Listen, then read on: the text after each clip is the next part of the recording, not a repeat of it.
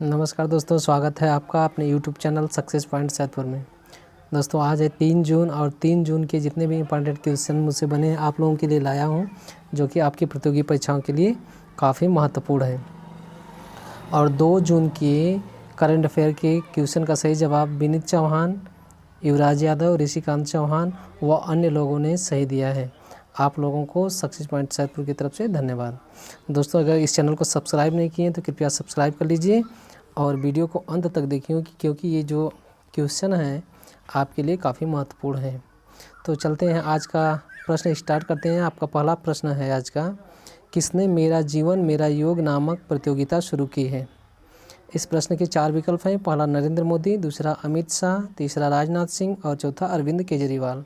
तो इसमें जो आपका पहला विकल्प है नरेंद्र मोदी, वह सही है। तो हम लोग इसके बारे में जान लेते हैं, मेरा जीवन मेरा योग प्रतियोगिता क्या है। तो भारत के प्रधानमंत्री नरेंद्र मोदी जी ने 31 मई 2020 को आयुष मंत्रालय और भारतीय चिकित्सा अनुसंधान परिषद के संयुक्त सहयोग द्वारा मेरा जीवन मेरा योग प्रतियोगिता की शुरुआत की है। इसके तहत किसी भी योग अभ्यास का 3 मिनट का वीडियो अपलोड करना होगा और इस प्रतियोगिता के प्रथम विजेता को 1 लाख, द्वितीय विजेता को 50,000 और तृतीय विजेता को 25,000 रुपये का पुरस्कार देने की घोषणा की गई है। तो आज का अगला प्रश्न है, किसने मुद्रा शिशु ऋण योजना शुरू की है? इस प्रश्न के 4 विकल्प हैं। पहला निर्मला सीतारमण, दूसरा राजनाथ सिंह, तीसरा नरेंद्र मोदी और चौथा अमित शाह। तो इसमें जो आपका पहला विकल्प है निर्मला सीतारमण, वह सही है। तो भारत के वित्त मंत्री निर्मला सीतारमण जी ने मुद्रा शिशु ऋण योजना शुरू की है। इसमें छोटे तथा मध्यम कारोबारियों के लिए एक ऋण योजना की शुरुआत की गई है, जिसमें 12 महीने के ब्याज दर में 2% की छूट मिलेगी। आज का अगला प्रश्न है, एडीबी और भारत ने किस राज्य को सड़क सुधार के लिए 177 मिलियन डॉलर दिए हैं? इस प्रश्न के 4 विकल्प हैं। पहला बिहार, दूसरा उत्तर प्रदेश, तीसरा महाराष्ट्र और चौथा कर्नाटक। तो इसमें आपका जो तीसरा विकल्प है महाराष्ट्र, वह सही है। तो एशियन विकास बैंक और भारत ने महाराष्ट्र की सड़कों की मरम्मत के लिए 177 मिलियन डॉलर देने की स्वीकृति दी है। तो एडीबी का यानी कि एशियन विकास बैंक की स्थापना 1966 ईस्वी में हुई है और इसका मुख्यालय फिलीपींस में है। आज का अगला प्रश्न है, असम राज्य का कौन सा विश्वविद्यालय रोग प्रतिरोधक क्षमता बढ़ाने वाला फफूंद पाउडर बनाया है? इस प्रश्न के 4 विकल्प हैं। पहला बोडोलैंड विश्वविद्यालय, दूसरा असम विश्वविद्यालय, तीसरा राजीव गांधी विश्वविद्यालय और चौथा मिजोरम विश्वविद्यालय। तो इसमें जो आपका पहला विकल्प है बोडोलैंड विश्वविद्यालय, वह सही है। अब हम लोग इसके बारे में जान लेते हैं। असम का बोडोलैंड विश्वविद्यालय एक अलग किस्म का फफूंद पाउडर तैयार किया है, जो मनुष्य के शरीर में रोग प्रतिरोधक क्षमता को बढ़ाएगा। आज का अगला प्रश्न है, हिंदी पत्रकारिता दिवस कब मनाया जाता है? इस प्रश्न के 4 विकल्प हैं। पहला 30 मई, दूसरा 31 मई, तीसरा 1 जून और चौथा जो है 2 जून। तो इसमें जो आपका पहला विकल्प है 30 मई, वह सही है। तो हिंदी पत्रकारिता दिवस प्रतिवर्ष 30 मई को मनाया जाता है।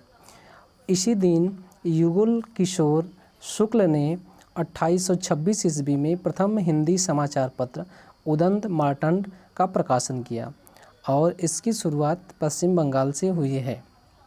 अगला क्वेश्चन है, विश्व दुग्ध दिवस कब मनाया जाता है? इस प्रश्न के 4 विकल्प हैं। पहला 31 मई, दूसरा 1 जून, तीसरा 2 जून और चौथा 3 जून। तो जो आपका दूसरा विकल्प है 1 जून, वह सही है। तो विश्व दुग्ध दिवस प्रतिवर्ष 1 जून को मनाया जाता है। विश्व दुग्ध दिवस सर्वप्रथम 1 जून 2001 को मनाया गया, जिसका मुख्य उद्देश्य दुग्ध के संबंध में ध्यान आकर्षित करना और वैश्विक भोजन और उत्पादों को आकर्षित करना है। दोस्तों इस चैनल को सब्सक्राइब नहीं किए तो कृपया सब्सक्राइब कर लीजिए और वीडियो को अंत तक देखिए। आज का अगला प्रश्न है, केंद्र सरकार ने छत्तीसगढ़ राज्य को किस मिशन के तहत 445 करोड़ रुपए की स्वीकृति दी है? इसके 4 विकल्प हैं। पहला जल जीवन मिशन, दूसरा साक्षरता मिशन, तीसरा का ग्राम विकास मिशन और चौथा शहरी विकास मिशन। तो इसमें आपका जो पहला विकल्प है जल जीवन मिशन वह सही है। तो हम लोग जल जीवन मिशन के बारे में जान लेते हैं। जल जीवन मिशन के तहत हर घर को पाइप द्वारा पानी पहुंचाने का लक्ष्य रखा गया है। इस योजना के तहत केंद्र सरकार ने छत्तीसगढ़ राज्य को 445 करोड़ रुपए की स्वीकृति प्रदान की है। आज का अगला प्रश्न है, विश्व में सबसे अधिक कमाई करने वाला एथलीट कौन है? इसके 4 विकल्प हैं। पहला रोजर फेडरर, दूसरा नाओमी ओसाका, तीसरा का सेरेना विलियम्स और चौथा विराट कोहली। तो इसमें आपका जो पहला विकल्प है रोजर फेडरर वह सही है। तो हम लोग रोजर फेडरर के बारे में जान लेते हैं। रोजर फेडरर एक टेनिस खिलाड़ी हैं। इनका जन्म 8 अगस्त 1981 ईस्वी में स्विट्जरलैंड में हुआ है। ये 17 बार ग्रैंड स्लैम का एकल खिताब जीत चुके हैं। ये विश्व का सबसे ज़्यादा कमाई करने वाले एथलीट हैं। और महिला एथलीट की बारे में बात की जाए तो महिला एथलीट की सबसे ज़्यादा कमाई करने वाली महिला नाओमी ओसाका हैं। आज का अगला प्रश्न है, कोविड-19 के मरीजों के लिए 1 लाख बेड तैयार करने वाला पहला राज्य कौन सा है?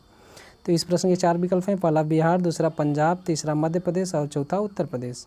तो आपका जो चौथा विकल्प उत्तर प्रदेश है वह सही है। तो उत्तर प्रदेश भारत के सभी राज्यों की अपेक्षा सबसे अधिक कोविड-19 के मरीजों के लिए लगभग 1 लाख से अधिक बेड तैयार करने वाला पहला राज्य है। आज का अगला प्रश्न है, किस देश ने WHO से अपने सभी संबंध समाप्त कर दिए हैं? इस प्रश्न के 4 विकल्प हैं। पहला अमेरिका, दूसरा भारत, तीसरा जापान और चौथा फ्रांस। तो इसमें जो आपका पहला विकल्प है अमेरिका वह सही है। तो इसके बारे में हम लोग जान लेते हैं थोड़ा। कोविड-19 के महामारी के तथ्य को छुपाने तथा चीन का सहयोग देने के आरोप में अमेरिका ने WHO से अपने सभी संबंध समाप्त कर दिए हैं। तो हम लोग WHO के बारे में जानते हैं। WHO का अंग्रेजी में नाम है वर्ल्ड हेल्थ ऑर्गेनाइजेशन, जिसे हम लोग हिंदी में कहते हैं विश्व स्वास्थ्य संगठन। और इसका मुख्यालय जेनेवा स्विट्जरलैंड में है और इसकी स्थापना 7 अप्रैल 1948 ईस्वी में हुई है। तो इस प्रकार से जो आज का करंट अफेयर का क्वेश्चन था वह समाप्त हुआ। और जैसा कि आप लोग जानते हैं कि इसके अंत में एक प्रश्न पूछा जाता है जिसका उत्तर आपको कमेंट के माध्यम से देना है। तो आज का प्रश्न है, सबसे अधिक कमाई करने वाली महिला एथलीट कौन है? प्रश्न एक बार फिर से दोहरा दे रहे हैं, सबसे अधिक कमाई करने वाली महिला एथलीट कौन है?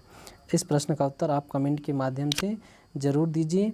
और ये भी बताइए कि वीडियो आपको कैसे लगी तथा इस चैनल को अगर सब्सक्राइब नहीं किए तो सब्सक्राइब कर लीजिए और वीडियो को लाइक, शेयर, कमेंट अवश्य कीजिए। धन्यवाद।